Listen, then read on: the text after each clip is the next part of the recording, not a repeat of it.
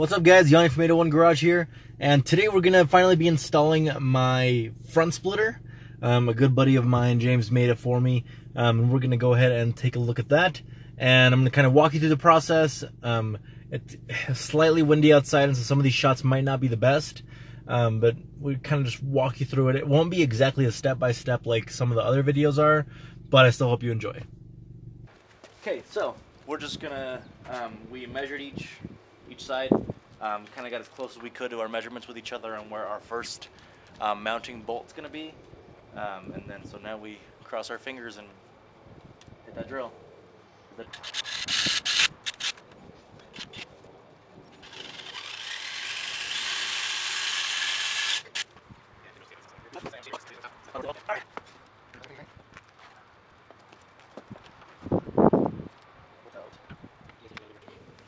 Alright guys, our crossing fingers worked.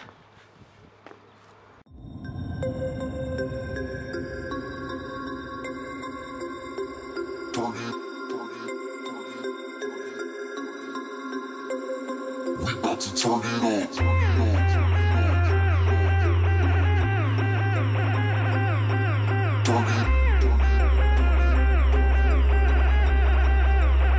We about to turn it on.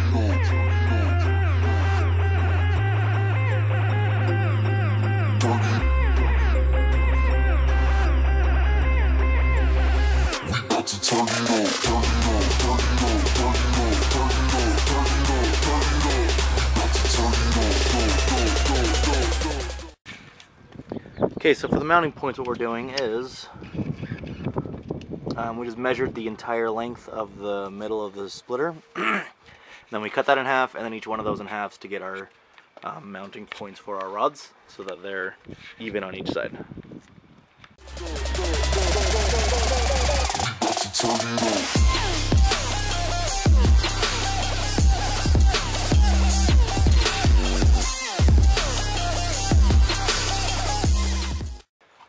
Alright, so now it's time to drill into the diffuser, and then we'll drill up into the bumper and then attach the diffuser with a bolt down there.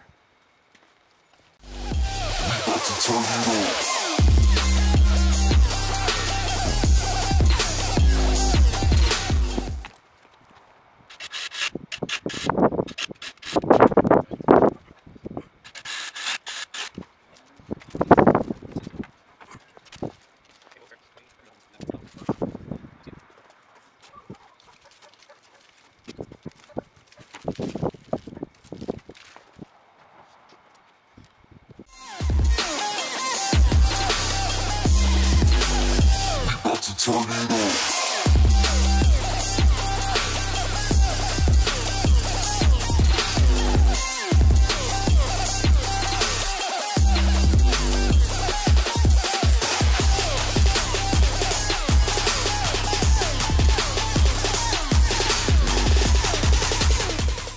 This real quick, so you don't make the same mistake I did.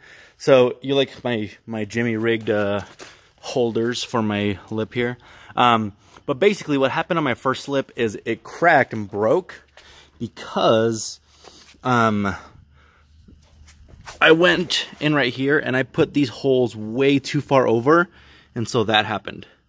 Because when this was over here, it was causing way too much kind of flex here in this area, which just, it was no good. So make sure that you're careful with your middle holes right here. And if when you make the holes, this middle piece is flexing down, that means you haven't gone far enough in. Again, I know most people on YouTube like to make it seem like the first time they did this, it was perfect and wonderful. But I'm perfectly okay with owning up to my mistakes so that it doesn't happen to you guys. So just be careful with this. As you can see, when I was mocking up my holes, I redid these ones on accident. And this is where they should have been. So now it doesn't flex. As to where before, this part was just like, if you can imagine, these didn't move, and so this trying to put pressure here, this whole entire section was just flexing down. So just be careful with that. This is the final product now, all correctly measured and everything. So just remember, I reused the hardware on this bolt right here. So we have one bolt there, two right here, and then the support rods, and same thing on the other side. Reuse that hardware, and then 2 bolts right here. It's actually pretty easy to just go and do it without measuring everything first, as long as you measure the 2 support rods at the beginning. That's kind of what I did the second time around, is I measured the 2 in the beginning and then just worked my way out from there, and that seemed to go much better than the first way that we did it. So let's... Alright guys, and that's the video. So as you can see, learn from my mistakes, please. As you saw the first splitter that we did, that I kind of messed up.